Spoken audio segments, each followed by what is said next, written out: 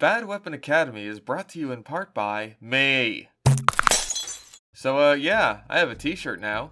Comes in 5 different flavors. You can get it from the link in the description or from my merchandise tab here on YouTube. So if you want this shirt and you want to support the channel, go ahead and buy it. If not, that's cool too. And since this is my own product I'm shilling here, I don't need to reach an arbitrary time limit, so let's get straight back to the video. The bear is on a tear. The bear has escaped the zoo. And he's coming for you. He's coming for all of you.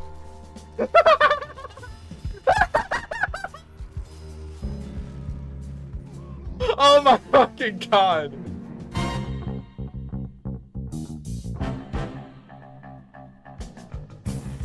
Welcome to Bad Weapon Academy, where we take a look at the worst weapons TF2 has to offer, and I show you how to best utilize them. I've mentioned in the past that heavy melees really struggle to find their place without some kind of utility while they're active. You have the gloves of running urgently, which increase heavy's movement speed and let him get to the front lines quickly, or escape a sticky situation in a pinch. Then you have the fists of steel, which let heavy tank, frankly, broken amounts of damage at the cost of his usual suppressive nature. But heavy's combat-oriented melee weapons aren't all bad.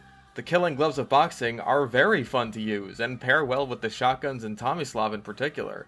And the holiday punch, while basically being a huge meme, is actually pretty good for stuffing Ubers when normally heavy is essentially powerless. However, one of heavy's combat-oriented melee weapons falls noticeably short of even the funny meme mittens, and that's the warrior spirit. An extremely confused and baffling design that I think was meant to pair well with the buffalo steak sandwich, but ultimately falls short in most general use. How short does it fall exactly?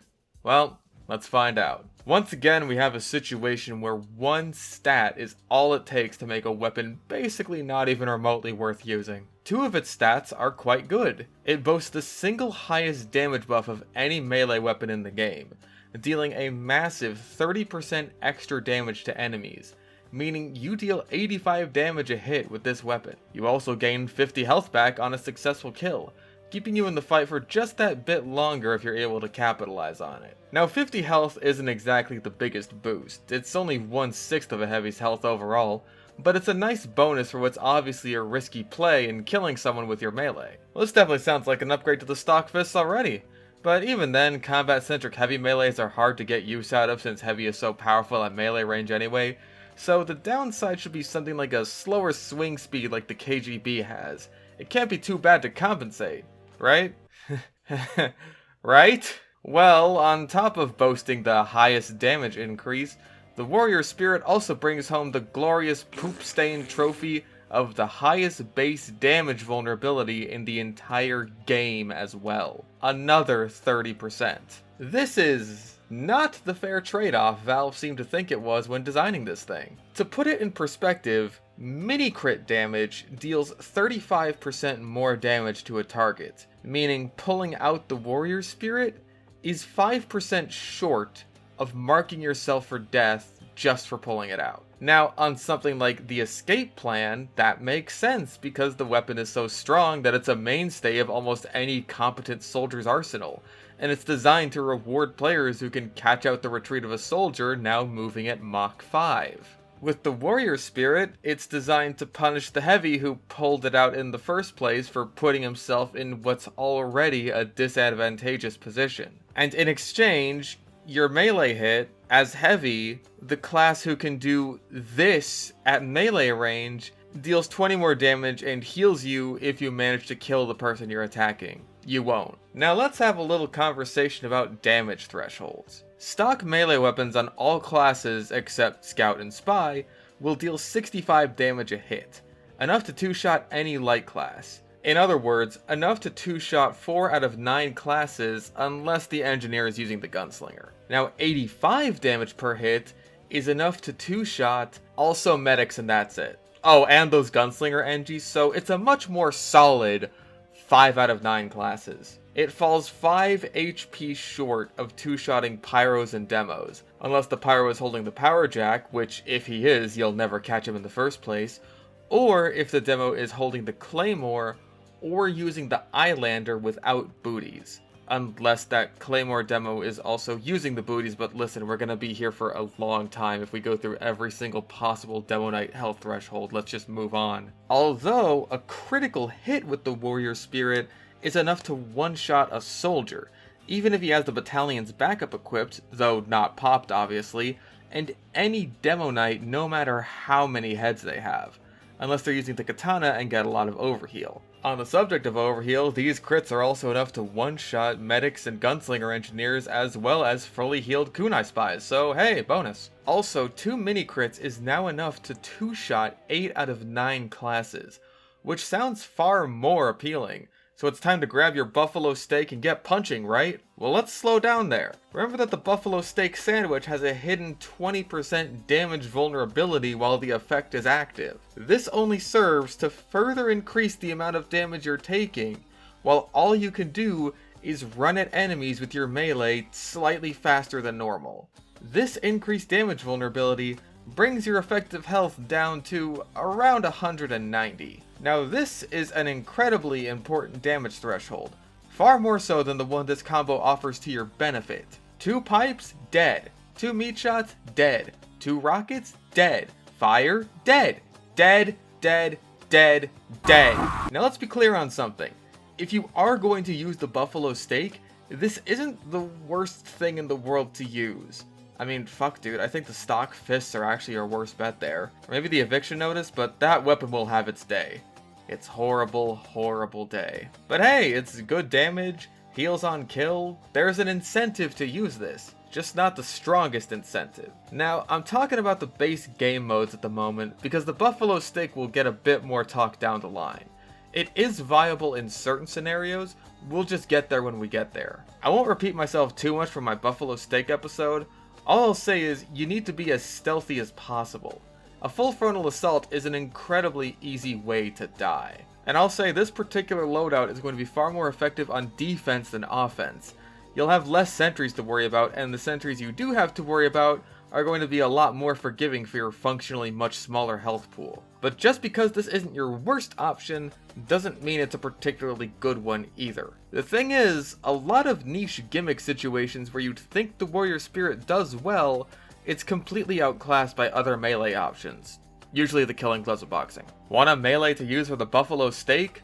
Why not turn those mini crits into full crits that can even last beyond the steak's effect duration and be used for your minigun? Want a backup tool for when you're going Fat Scout? 1 melee kill and you have guaranteed shotgun and melee crits for several seconds. Wanna be a hoovy? Those bear claws don't look nearly as friendly and lovable as these soft winter mittens, even with that adorable bear companion on your shoulder. And anytime I find myself in this sort of situation where a melee weapon doesn't seem all that great, I think, what about Mannpower? That game mode has an entire power-up dedicated to stupid melee weapons like this, and it gives a base increase to melee damage to begin with, meaning the Warrior Spirit will now deal 110 damage per hit. That's pretty nuts, and with the grappling hook, you're more able to close the gap on enemies easily. Now, in theory, a lot of this sounds amazing. In practice, it's a lot more complicated. The grappling hook is great for closing the gap on enemies, but it's also great for alerting enemies to the fact that a heavy is now latched onto them, giving them little choice but to shoot at you with your insane damage vulnerability, which usually results in your death. The second big problem is the knockout power-up itself. Most of the changes here are really great for the Warrior Spirit. More health to make up for your vulnerability, insane damage, and your melee hit removes the enemy's power-up. So what's the problem? Well, you deal insane knockback to anyone you hit, meaning if they don't die in one hit, you launch them out of your effective range, which is now your only available range. Now you will be killing a lot of people in one hit, but the exceptions can be brutal and end up with you waiting on that knockout power-up for quite a while. And again, because of your damage vulnerability, something like the KGB will just outperform the Warrior Spirit in a lot of situations, since full melee crits with the melee power-up will one-shot basically anything. The strategy I found most effective was what I call the jumping spider heavy. You grapple up into a corner, out of sight, above a pathway, and you simply wait for someone to come out and you get the drop on them. This is kind of boring and tedious, but it's definitely effective and also pretty funny when it works out. Some of the other power-ups will also work out for you here, like Strength, which can be pretty devastating if you pair it with the Buffalo Steak or a Revenge power-up, or Resistance, which makes you quite a bit tankier even with your vulnerability. Ultimately though, Mannpower isn't the best place to flex the warrior spirit's strengths. It only serves to remind us all that the only dev left updating the game exclusively plays it, and of that time Solarlight single-handedly made them nerf the shit out of Demoknight specifically in this game mode, which had a lot less to do with Demoknight and more to do with the Islander because the Islander is fucking broken. But hey, it's not terrible. I mean, hell, you guys saw the intro. Okay, so in normal game modes, no dumb gimmick strategy is going to work out for you. But what about if you're just playing normal heavy with a regular minigun or Tomislav or whatever and a sandwich or a banana or something? Well, in that situation, it is a perfectly serviceable melee option that you will almost never find a good opportunity to use. Again, your miniguns, even weaker damaging ones like the Natasha, are so good at melee range that punching someone isn't going to be the most enticing option, especially when doing so makes you incredibly vulnerable. One of the only classes who will want to get within your melee range to begin with is a spy, but you do at least have a significant advantage against kunai spies now, as the extra damage allows you to one-shot them assuming they don't have a stab under their belt or their dead ring are out. And you get to give them a taste of their own incredibly annoying medicine by stealing their life force away from them, although yours doesn't get returned to you as overheal. With the Buffalo Steak, you can also one-shot Big Earner Spies and Sandman Scouts, but those aren't nearly as common and you're making a big commitment before you engage them. Where you'll likely find the warrior spirit helping you out is in moments of downtime. When you have a decent defense setup and you're running around moving to a dispenser or a new position, maybe even moving to the front line from spawn, and maybe you happen to run into a spy or a flanking scout, you can hit for a hefty chunk of their health. If you play on a server with random crits enabled, that flanker can be anything but a heavy and they're basically as good as dead 60% of the time. And even if it is a heavy, he'll go down to another swing or two while being too slow to escape reasonably. Basically, you need to catch people by surprise. If you're heading towards them, and they're heading towards you, but they don't know you're there, yeah, it has a decent chance of working out for you. But that applies to heavy in general. The only difference is they don't hear the revving of your minigun, which, if you're using the Tomislav, is something you don't have to worry about to begin with. I guess you get to keep your full, very slow movement speed, which is certainly something, I guess. Ultimately, I think you'll still find more success with the more conventional heavy melees, but if you're just playing heavy normally, it's not a horrible choice, it's just a bad one. It won't get you out of a pinch like the Gru, it won't save you against snipers or literally anything else ranged like the Fist of Steel, and it won't let you go on a one-man army rampage like the KGB. But it's a perfectly acceptable side grade to the stock fists. Okay, so the two niche situations where this weapon works well, especially with the Buffalo Steak Sandwich. One is obvious, medieval mode. Here, the damage vulnerability really isn't all that big of a deal. There's no important health thresholds being crossed except fully charged Huntsman body shots can now two-shot you, but your head is such an easy target that it's not something you'll have to worry about too often. You're also able to take advantage of your mini crits and random crits more often thanks to how many Demoknights there are. You can two-tap all but the most jacked up Islander Demoknights with the Buffalo Steak, and one-shot any of them with a random crit. And since enemies drop health kits on death, it pairs very well with the heal on kill you get from the warrior spirit to begin with, making up for the extra damage you'll end up taking in the fight. So basically, if you take away everyone's guns, increase Heavy's movement speed, remove Power's ability to right click, make the warrior spirit do even more damage, and make it heal more than twice as much, then yeah, it starts to look like a much more viable option. I do still think the KGB are better here, but since most medieval mode servers are going to have random crits enabled anyway, it's not the biggest loss in the world to lose out on guaranteed ones. When it comes to killing other players, this is your best bet for getting real use out of the warrior spirit, and the Buffalo Steak Sandwich as we discussed in that video. And the final, and I would argue most effective way to use the warrior spirit in the game is in MVM. Now, I can't take credit for this strategy. I never thought of it myself. That credit goes to Wheezy TF2, who makes content specialized for MVM. 2 cities in particular. So, as it turns out, pairing the Buffalo Steak and Warrior Spirit together, along with some crit canteens, makes Heavy a much more effective tank buster. Normally, Heavy's minigun damage against tanks is drastically reduced, so while you can shoot at a tank to damage it, there isn't much point in sticking with it, even on waves that don't give you all that many enemies to shoot at while the tank runs its course. But with the Stake and Warrior Spirit, now you can rip through a tank much more efficiently, especially with the faster swing speed upgrades and crit canteens. In this situation, the Warrior Spirit is finally objectively better than every other heavy melee. You don't need to get a kill in order to get crits like the KGB, you don't need a speed boost like the GRU, you can't tickle a tank, unfortunately, you're not defending yourself against anything like the Fist of Steel, meaning your damage vulnerability doesn't matter at all, and neither does the vulnerability on the Stake, meaning they pair perfectly together, just as nature intended. And the best part of all, since the Brass Beast is the best minigun to use in MVM, this means the Hibernating Bear set actually has legitimate synergy in this one specific instance. We did it, gamers. We figured out why these weapons are paired together. It's a thing of beauty. And that's it. That's the Warrior Spirit. There really isn't much to say about this weapon.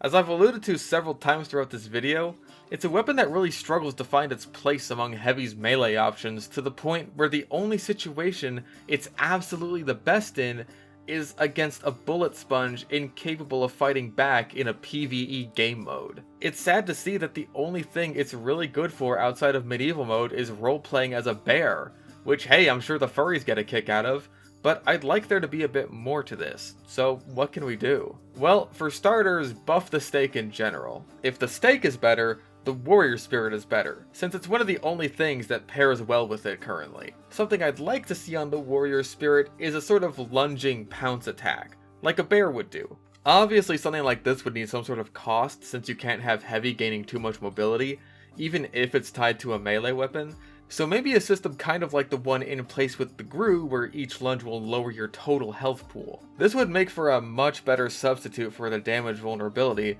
which I would get rid of entirely for some other downside. Either that, or go the KGB route of giving it basically a nothing downside like slower swing speed, because who cares? Being a straight upgrade to the stock fists clearly does not matter if every single heavy melee besides the eviction notice is anything to go by. Or you can do what I ended up doing. For those of you that don't know, I have a new server where we test out balance changes to weapons featured on the channel, and a lot of them are pretty good now. For the Warrior Spirit, not only does the Buffalo Stake now give you a 15% damage resistance as well as reduced knockback while using it, but the Warrior Spirit itself no longer has a damage vulnerability. It's been replaced with an honor bound effect like the Katana, but instead of removing health, it'll mark the Heavy for death if he doesn't manage to get a kill with it. Already, this works much better, and the Buffalo Stake and Warrior Spirit combo is much more fun to use as a result of these changes. And since this is basically a plug at this point,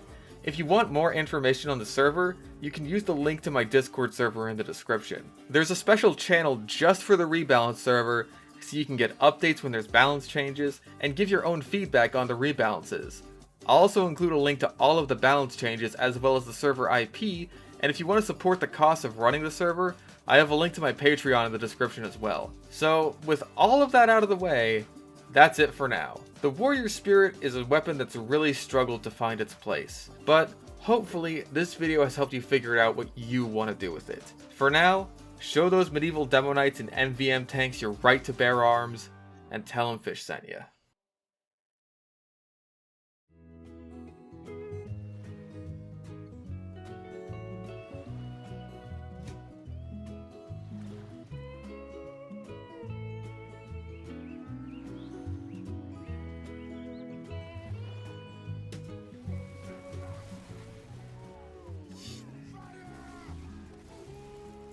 Ah! Fucking slow ass swing speed. Holy shit. Thank you for the 80 Australian dollar dues.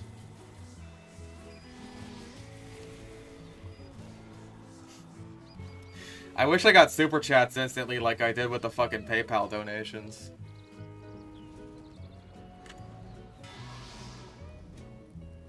Anyway,